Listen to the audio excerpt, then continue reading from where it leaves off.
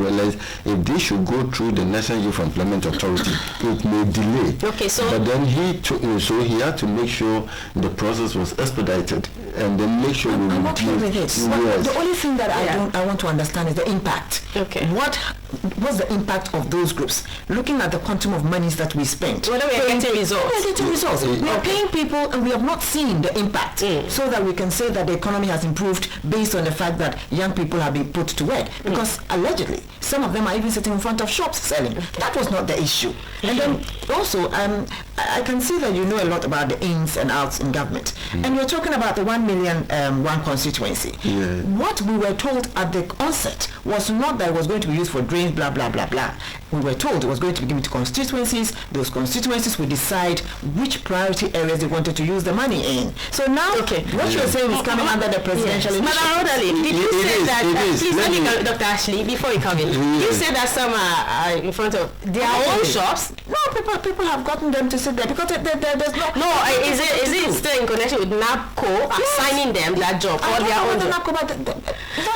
If it happens that you're being paid by NAPCO or by the government and you're in your own shop, right? Not in your own shop. Okay. Maybe somebody's shop. No, but basically their functions are the government is paying, we are paying for somebody. Another citizen. No, right. She used the word alleged. Yeah, so the moment you use the word alleged, that means you are not sure. For us to move on to debate it, it has to have credibility. Okay. So without the credibility, all I'm saying that what impact? What are making? Yes. You see, if it's different, for instance, National Service Secretariat, when they were put into farms to farm maize, we saw maize. We knew what they were doing. When I'm sure there's so Madam Rodalyn. I'm sure there are 100,000 people in NAPCO. Okay. 100,000. Each collecting 700 Ghana cedis a month. And I'm saying, what's the impact? What has it done? And I'm saying that to 5 areas. They are to revenue. Some have been given to the National Revenue Authority. There are others into sanitation. Okay. Yes, we have people. Sanitation. Yes. Then they should put all of them in sanitation. So there are 5 different areas that we have the Nation Builders Corps people working in. Okay. So there are 5 different departments. I'm sure there's Dr. Ashley.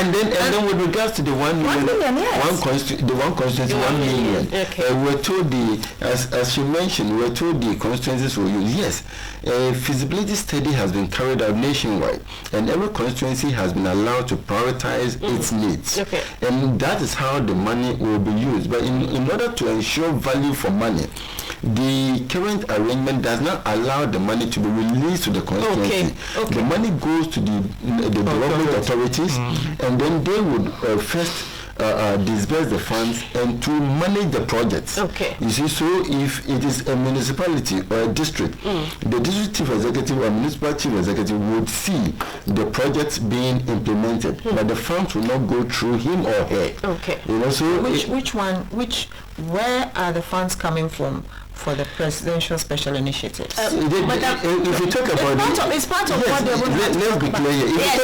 If you talk about the ministry, the Ministry for Special Development Initiatives, it comes under the office of the president, and that is using the 1 million.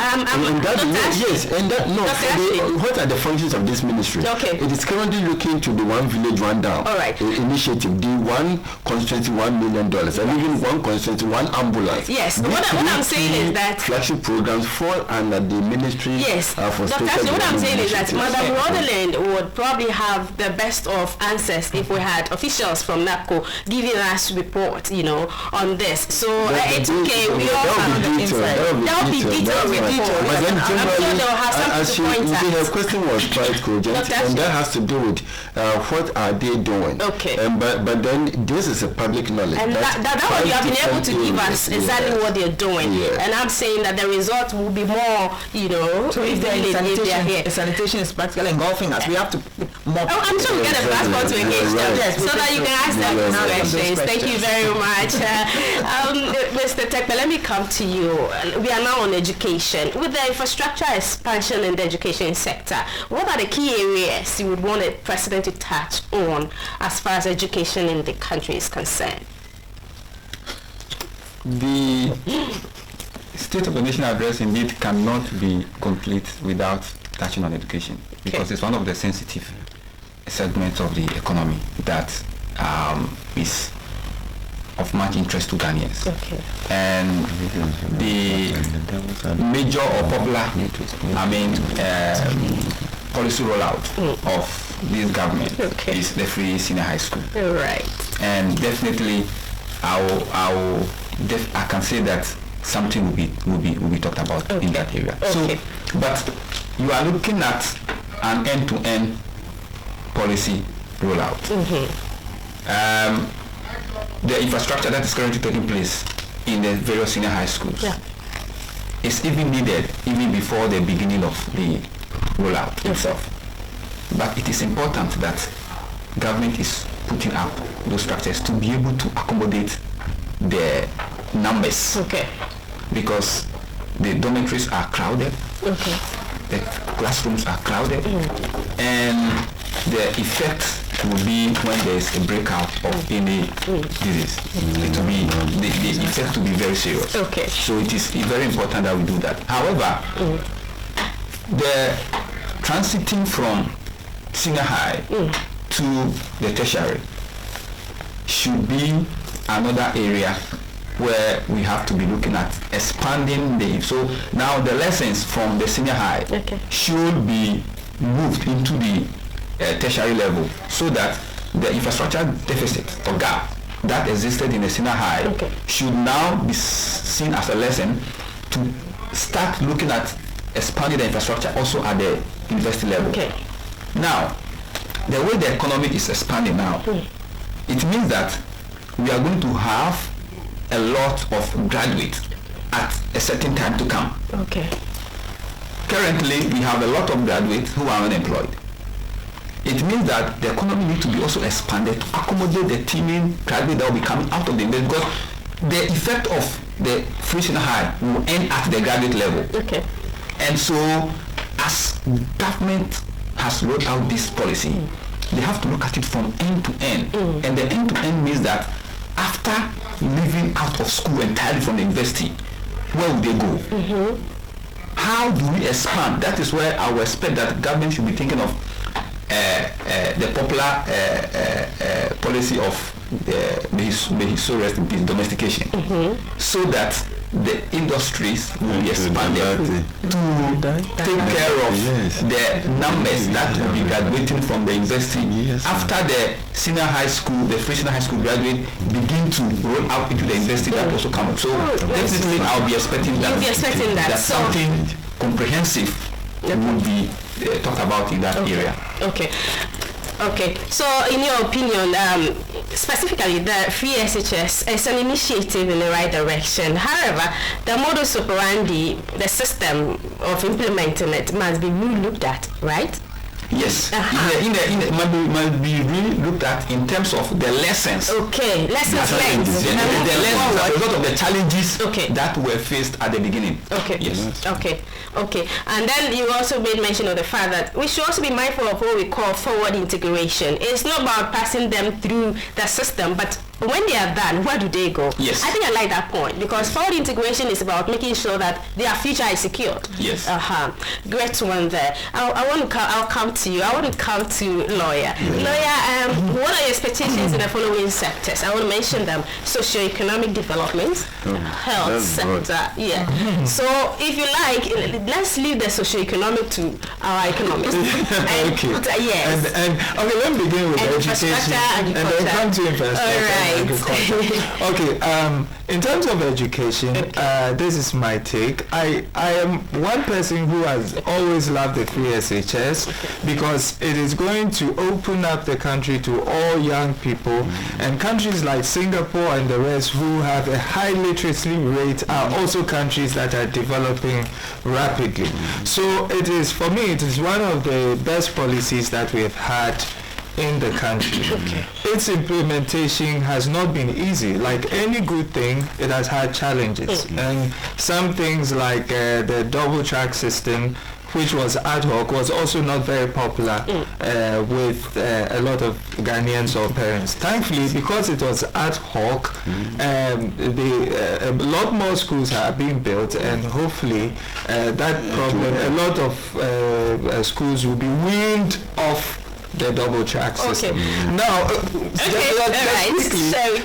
so ultimately, that is a good thing. I am also aware that they're building some universities, because I read in the papers are expanding in preparation for the intake that is about to come. That notwithstanding, and because both parties now have agreed that the free SHS is going to stay, I trust that going forward there will be a consensus.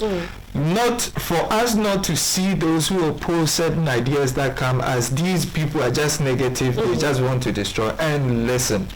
And also those who previously had doubts about it, not to just come at the proposal with the intention of making it look bad, but come up with suggestions that makes it better, because ultimately our children get to be better off. And that is why I keep saying that we must forget these politics that we do all the time and begin to be more Ghana first. If the system can help all of us, let us all look at that and look at the social interest. Now, in terms of infrastructure, I thankfully, I've heard the president say that this is going to be a year of roads. And I'm grateful for that, because I bought a lot of shock absorbers for my vehicle. There's a particular spot near my area. I don't know whether that is where those who don't get gold in their Galamsey areas are looking for gold, because the holes there are like huge. So I'm hoping that this year we are going to see a lot of our roads being filled up for us, or being reconstructed. And it's good to stay hopeful. But let me come to Madam Rodlin, coming from National Interest Movement. All that he's saying, he should be a member of the National Interest Movement, because coming from there, deal is Ghana First. That's a nice slogan. Ghana First. Share your thought with us on what you expect on his tackle on. No, I want you to handle corruption and health for me. What do you expect? Well, I'm expecting that he will tell us more about what's happening in our mining industries, especially Galamsey, recent scandals that are coming up, what he's going to do about it. I'm expecting that he will crack the whip after all this. I'm expecting also that we will begin to take inventory of the various things that we do, because if you listen to everything that has come around corruption and stuff, it's from procurement, all those things, and it seems like there is a laxity somewhere. So he should get tough on corruption. The perception index doesn't speak well for this particular government, and that is very bad, because he came with that this government came under the impression that they were going to fight corruption head on, and that's not what we are seeing. So he must try in this last year of his that he has for this particular period, he must try and improve on that. And when we come to health, I'm looking at health. Yes, we've got ambulances, but I asked a question. I said, you have ambulances and you don't have good roads, so that if somebody even calls you, that person gets dead even inside the ambulance by the shaking and whatnot. So at the end of it, he must provide good roads. The ambulances coming, yes, we appreciate the thing, but he must tell us how come that there are hospitals that have been built by the previous administration that us at now are still locked up. How come there's still nurses maybe sitting at home?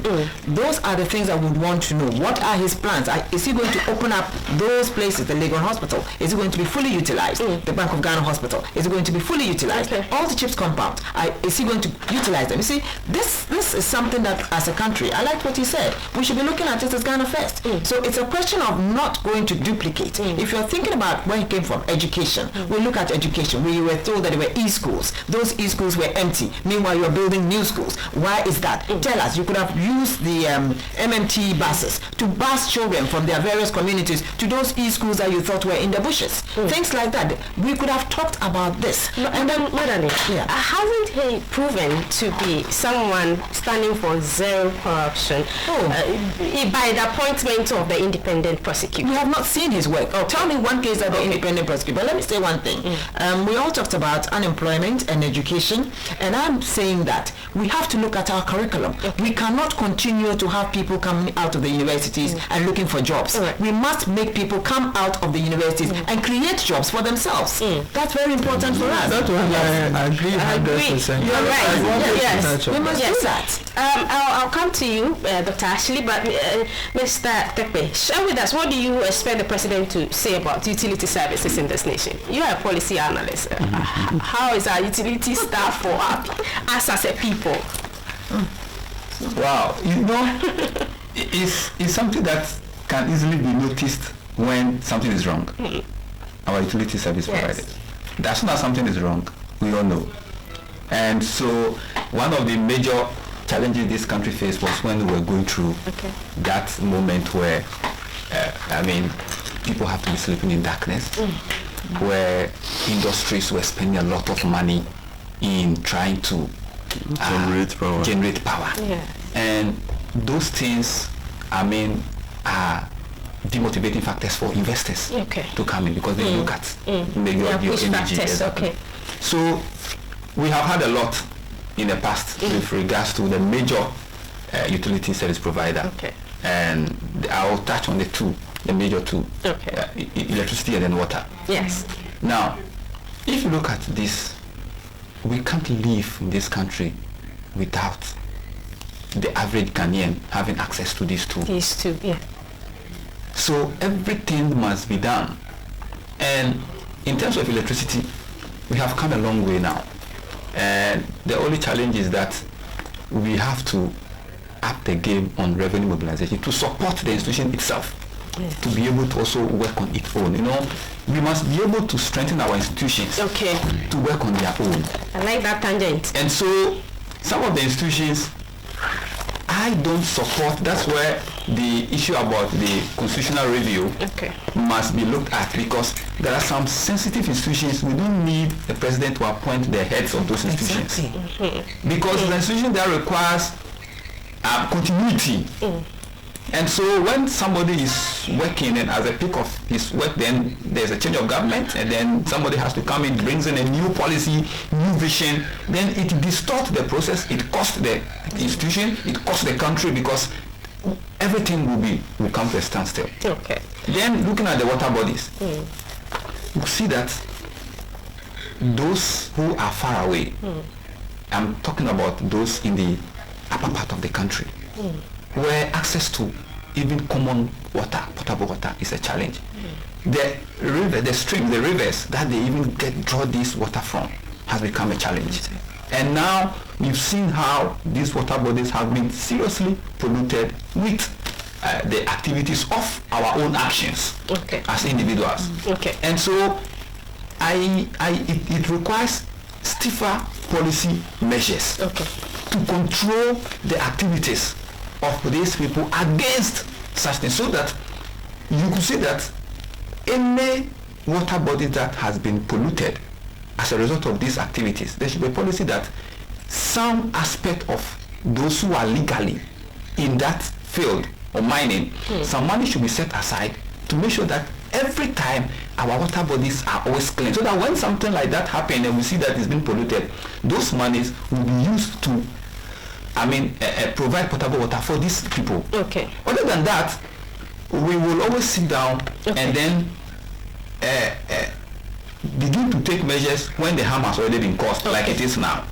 So I will expect the president to touch on policy measures that will control the activities of these miners, so that the community in which they operate in will also have their peace. Other than that, it brings a security issue, Okay. It brings a security issue. Well, Can I All right. touch on it? I'm coming to Dr. Ashley. I just wanted to quickly say that in terms of the utilities, electricity, I just recently heard the Vice President, they had brought out this power electronic where people can buy. I started using it 2 years ago. Almost. Really? But it's no public knowledge.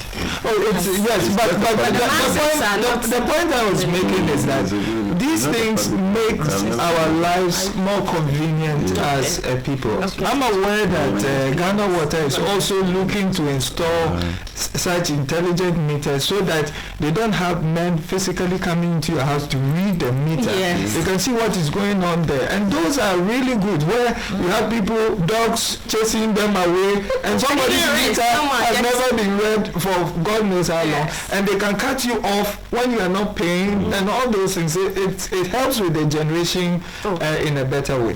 I think ultimately that what the president really needs to do when it comes to Galamsey is to be very firm. I know it is an election year, and I know it is tough because there are people who are influential, who are in both parties, whatnot, who may be saying that, hey, Mr. President, don't say this, don't do this.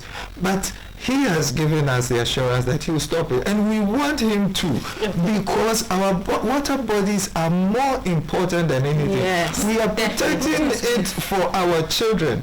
It is the identity of Ghana.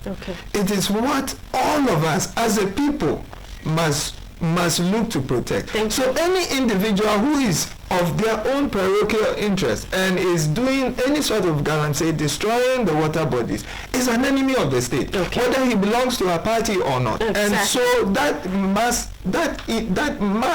be checked, that must be stopped. Ghana first. Yes. Ghana first. Okay. So Dr. Ashley, please touch on the socio-economic aspect of it. What do you expect him to say about it? If you talk about the social, then we're looking at interventions. You've asked questions on the free senior high school. We also look at the area of sanitation. We also look at healthcare delivery. The no-bed syndrome, which actually became a problem last year. Fortunately, Kolebu has procured about 200 beds to help stem the tide when it comes to emergency healthcare delivery cases in that particular hospital. So yes, healthcare delivery will come up, sanitation, education at the free senior high school will take a center stage. The development so far with regards to the tertiary education, the absorption of students, which has already started, will also be made known. You also look at the fact that when it comes to the economic aspect, generally what you ask will come up. The president will talk about considerable gains made in the area of inflation. You also look at the lending rate. Fortunately, from an average of about 32% as of 2016, now we're talking around 23%, the lending rate, the average in the various banks. And also the fact that the policy rate, which was 25.5% as of 2016, is now 16%. He would make mention of all of this. And we would also touch on the level of growth that we have. 2017 was 8.1, 2018 it was 6.8. Last year we're looking at somewhere 7%. So we are making significant, and our growth rate is actually among the competitive ones globally. Over the past 3 years, we've been able to do well. Now, as to how it reflects in the pockets of people, the president might not touch on it, but we take the opportunity to share this among ourselves. Most of the activities that take place in the markets, in the homes, form part of the GDP and whatever the president talks about eventually. When it comes to matters of inflation, if you go to the market and prices of items have gone up, then that will throw your budget off. because if you budgeted to buy perhaps 10 items for 100 cedis, you go and the price has increased to 10 cedis, 20 pesos, then you can buy just 8 of them instead of the 10 you intended. Okay. And this would affect, and this when this continues in other areas as well, that's when we hear people screaming that prices of items are out of gear. The government must do something about it. And when the price falls to, if you go with 100, you expect 10, and it has reduced to 8 cedis, then you can buy 12 of those. Or more. Exactly. So we also have a feel of it. So what we talk about with regards to inflation has a practical effect in our tummies or on our body. And then when we talk about deflation or disinflation, it has same effect on us. So these are some of the things we'll hear about. Around and then we'll touch on some of them. The banking sector he will talk about when it comes to the economic aspect. I mentioned the increase in the deposits from 67 to about 79 billion. Also the assets of the banks due to the reform have gone up. Now for 2018 we had about 95.97 billion in total assets for the banks.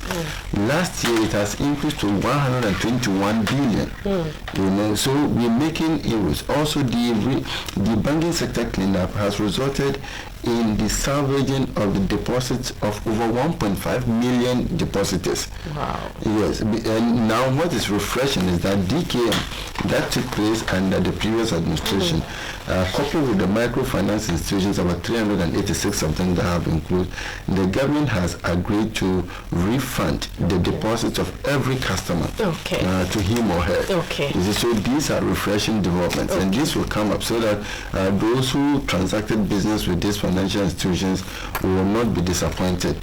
So long as so long as the financial institutions were licensed by the Bank of Ghana, it means it is up to the Bank of Ghana to supervise the activities and make sure they were operating effectively. So if their actions, their operations have brought untoward hardship on some depositors, it behooves the nation to address that financial remedy. So that would also come up for us. Now, as we speak, the last part of the banking sector, for the past 3 years, our banking sector is more dynamic and strong than it has been before. Is it also competitive? Very. And you see, people thought banks were collapsed. Let me explain this. The banks were not collapsed. They were consolidated into one bank. And so the 5, which eventually became 7 banks that we heard of their liquidation collapse, have not been collapsed. They have been put into one bank and now owned integrally by the country. So they have been rather strengthened.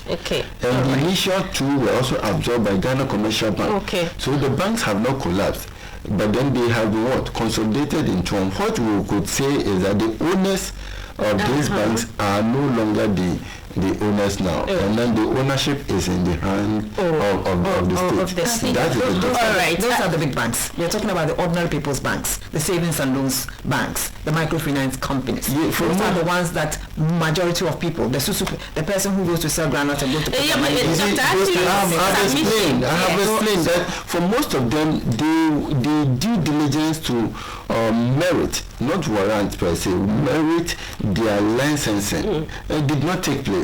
And it was because initially we had no many Ghanaian ownership in the banking sector, and so the idea was let's encourage our indigenous to also own banks in the country. So the requirements that they were supposed to meet before they were allowed to operate were in a way relaxed. And so this affected the way they served their customers. So how are we going to remedy that? Because you see, the immediate measure is this. Now from the findings we realize the amount of money. Viewers are listening because you see the end of the number is to get a bank account. You understand? The microfinance companies, you didn't need anything. You just went to open what we're saying is this. So now to remedy the situation, we realize the amount of money injected by the state into these activities was over 14 billion already. And so if we are to allow them to operate at a loss,